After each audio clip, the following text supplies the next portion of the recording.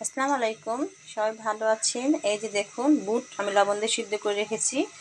আর এই যে পোলাওয়ের চাউল, কাঁচামরিচ, আর এখানে কিছুটা মাংস আছে। এটা মাংস দিয়ে করলেও ভালো লাগে, আবার খালি বুট দিয়ে করলেও ভালো লাগে, বুটের বিরিয়ানি।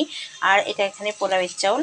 আমরা রাজশাহীর মানুষ এটা আবার ভাতের চাউলকে ভেজে এটা বুট দিয়ে বিরিয়ানি করি, কিন্তু পোলাওয়ের চাউলটা খেতে খুব সুন্দর লাগে। পেঁয়াজ ভাজতে দিয়েছি, পেঁয়াজ ভাজা হয়ে গেলে আমি সব মাংসগুলো দিয়ে ভালো করে ভেজে নিই।